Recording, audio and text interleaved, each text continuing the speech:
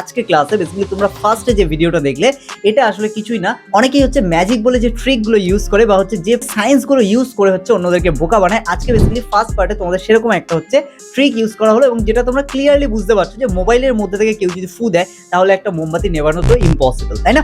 কিন্তু এই মোবাইলের সাহায্যেই কিন্তু এমন কিছু সাউন্ড উৎপন্ন করা যেতে পারে, আমরা বলতে পারি একটা নির্দিষ্ট মাপের তরঙ্গ দৈর্ঘ্যে যদি সাউন্ড তৈরি করা যায়, সেই সাউন্ডটা কিন্তু বেসিক্যালি আমাদের যে মোমবাতি আছে সেটাকে নেভাতে সক্ষম। এবং পুরো ঘটনাটা এক এক করে দেখো।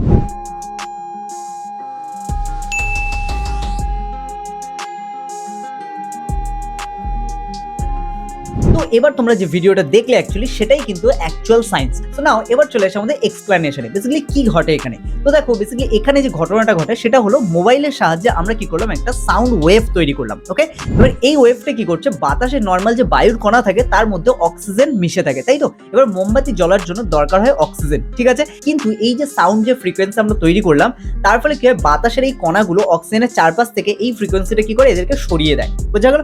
সরিয়ে দিয়ে এই ফ্রিকোয়েন্সিটা নিজের জায়গা করে নেয় যেখানে কিন্তু কোনো রকম অক্সিজেনের মলিকিউল নেই, যে কারণে এই মোমবাতির শিখাটা থেকে হচ্ছে যখনই হচ্ছে আস্তে আস্তে অক্সিজেন মলিকিউলগুলো দূর হতে থাকে তখন কিন্তু মোমবাতির যে শিখা সেটা আস্তে আস্তে কমে আসে এবং একটা সময় গিয়ে সেটা পুরোপুরি হচ্ছে অক্সিজেনের টাচ না পাওয়ার জন্য কিন্তু পুরোটাই হচ্ছে নিভে যায়। তো আই হোপ এটা বুঝতে পেরে গেছো যে সাউন্ডের মাধ্যমে কি করে আমরা হচ্ছে একটা মোমবাতিকে বা যে কোনো শিখাকে হচ্ছে নিভিয়ে দিতে পারি।